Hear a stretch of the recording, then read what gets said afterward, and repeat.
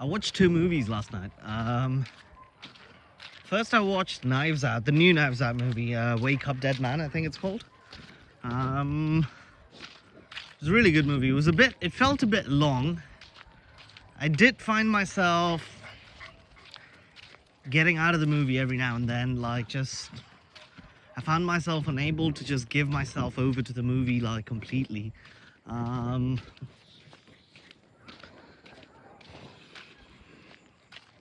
Look at that, by the way. Isn't that just lovely? Look at that. Man, fortunate am I, blessed am I.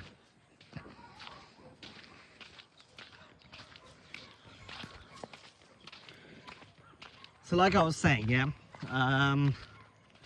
the Knives Out movie, it was a good movie, quality really shone through. And that, what's that guy's name? Josh O'Connor, boy, was he really good.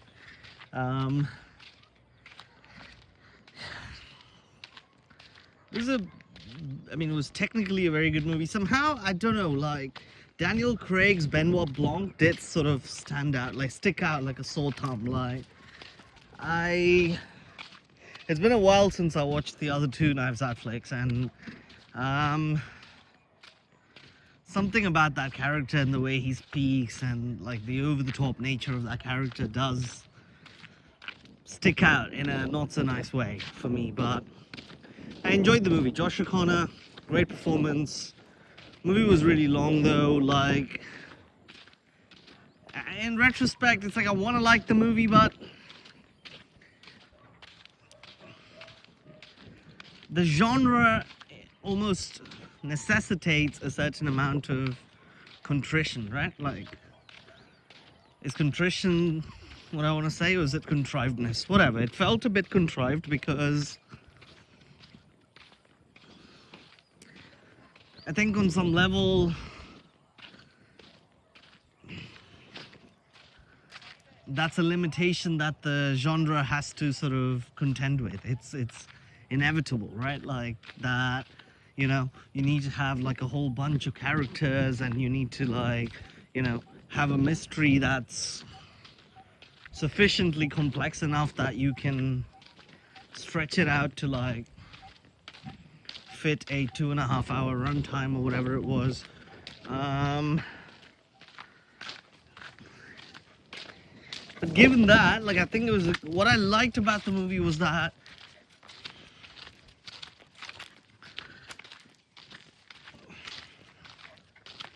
it had real depth.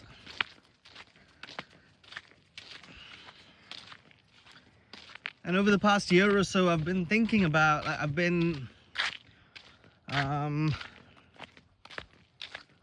sort of allowing myself to be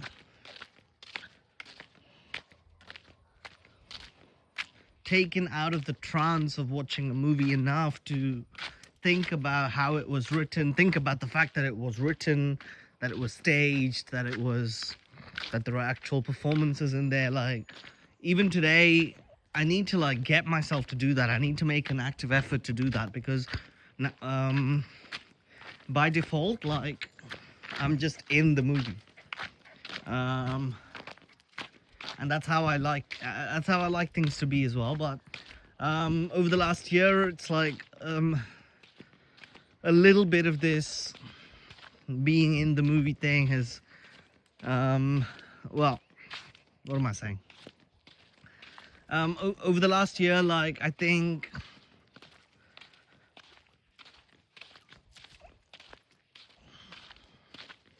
I've allowed myself to, I don't want to say allowed myself, because that sounds like I'm making a deliberate effort.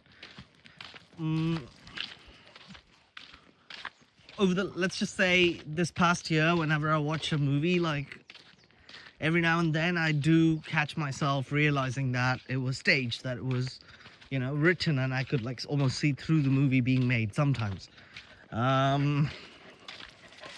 Even now, it's not something that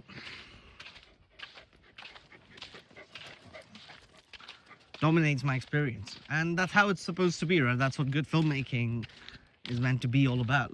It's meant to be able to give you this immersion. without allowing you to see the scenes, without allowing you to see the cogs, as it were.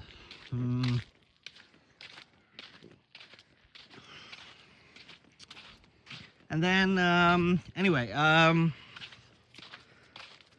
after watching Knives Out, which I enjoyed, albeit with said caveats, I watched an old favorite of mine. I don't know why. It was one of those nights where I just wanted to. It was a double feature night. I wanted to just follow it up with another one.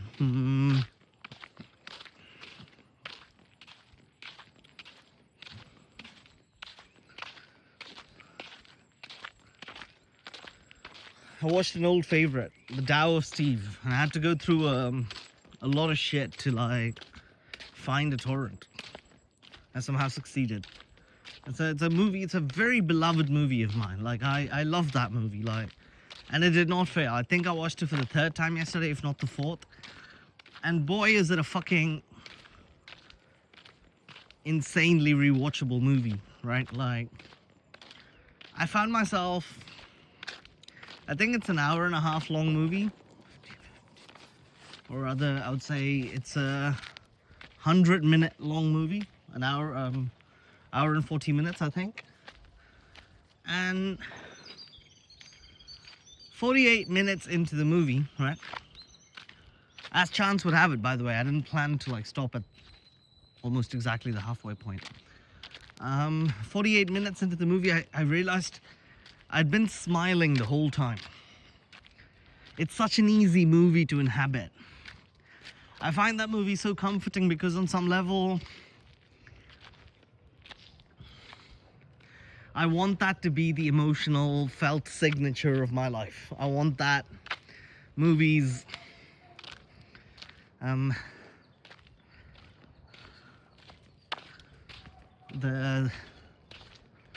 the energy signature of that movie's world is that sort of breezy and like easy and very low stakes, but simultaneously gripping and fun and intelligent and witty and articulate sort of scape, right? Like emotional scape of that movie is kind of is one that I find very comforting. It's one that I want in my own life. But anyway, I wanted to make a video about this movie, essentially. It's so rewatchable, man. I watched it for the fourth time, and the crazy thing is, immediately as soon as it finished, if somebody'd asked me to like start over again, I think I would have still liked it. Like I would have still enjoyed watching it. It would have been a little tiring, but you get what I mean. It's not it didn't seem like a daunting prospect. I distinctly remember thinking at the end of the movie, I was like, man, if I had to watch this whole thing again right now, I don't think it would be painful by any stretch. Something about that movie. And then that got me thinking, right? Like,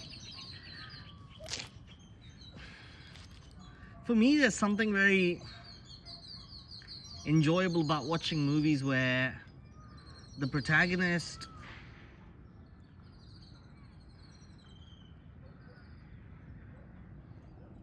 well, what I'm about to articulate might be a cliche, right? Like, I'm sure people have spoken about this a million times. I'm sure it's a very well-known trope, but I've never articulated it out loud. I think I've articulated it to myself. I've thought this, but I don't think I've ever said it out loud. But I think there's something about the protagonist finding access to like money or sex or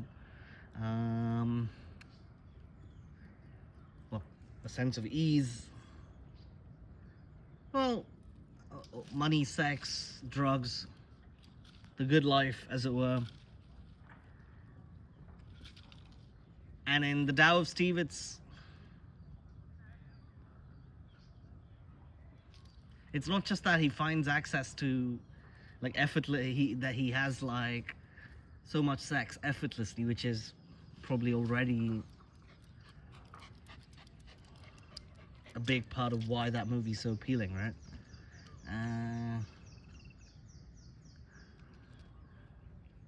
It's not just that. It's just that he inhabits a life that feels so aspirational. It's so chill. I was having a shower today, and I was still sort of. I'm guessing I'm still still basking in the afterglow of having watched that movie, right? Because I know that I'm particularly sensitive to some of the movie's themes, and I'm particularly sensitive to the movie's energy. So definitely still inhabiting the sort of afterglow of having watched that movie. The Dao of Steve.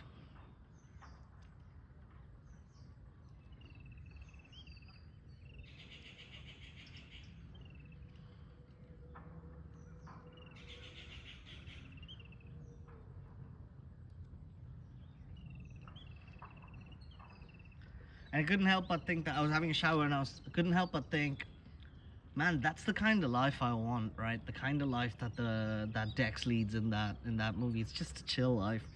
Plays with friends, fucks women, takes walks. And funnily enough, like, this movie doesn't make the mistake that it doesn't sort of do this cliched thing that a lot of rom-coms do, which is that they never show their leads working. This movie doesn't do that. Well, it doesn't show Sid working because she's on vacation in Santa Fe, but it does show Dex working, and that's what I like about it. That's kind of what I find aspirational about this life, right, that he's leading. It's that he's working, but his life is still breezy, low stakes, chill. It's exuberant and chill. It's chill exuberance. Is that the word? Exuberance? I think so. It's chill exuberance. It's not tamasic. It's not lethargic. He lives a life that's chill. I mean, he is a slacker, arguably. Like, I've historically been a slacker through most of my adult life. But funnily enough, there are things that I do that sort of quite expressly go against that slacker archetype. Like, there is a go-getter side to me as well. And maybe that internal conflict has been like the sort of fulcrum of most of the sort of suffering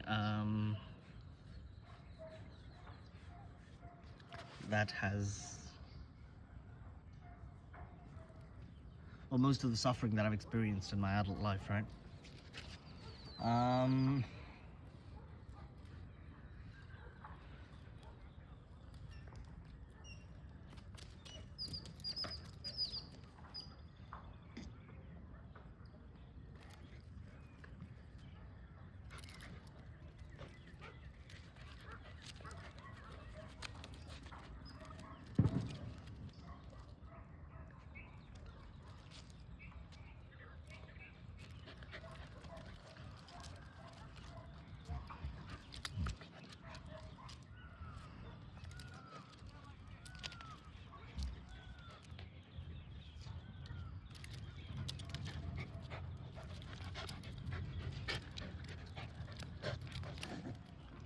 Coming back anyway.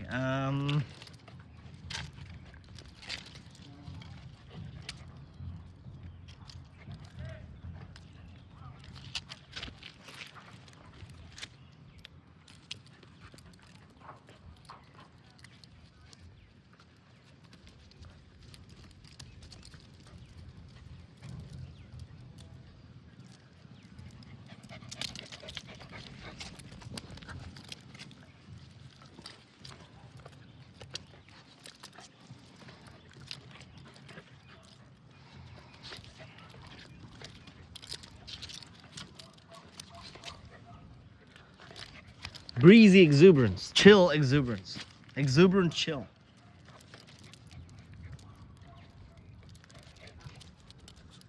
Dude goes to work, but it's chill. He just plays around with kids. Work is chill.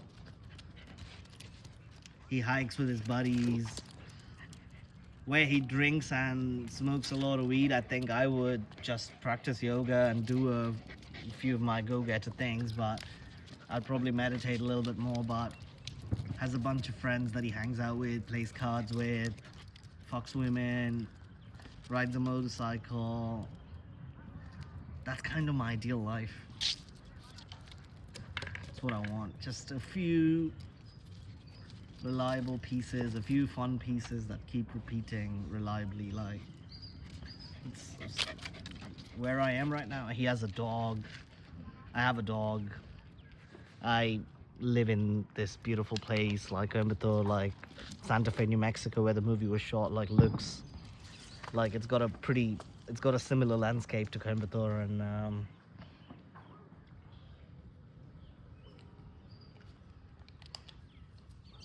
well, what's missing is chicks. And I do have a job that feels breezy, but I do kind of,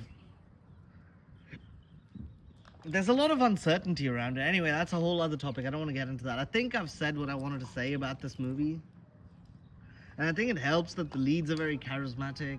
I think personally, as far as I'm concerned, like, I think it definitely is a thing that, like, the lead is very, like, he's got like patchy facial hair and he's a little pudgy and he's very verbally gifted. He's very intelligent, but like low achieving, quote unquote. I mean, no surprises, right? Like, it's no surprise that I like this movie, right? Like, it's very easy to see why I would find this guy very relatable. And of course, this movie's like, it paints this. It's like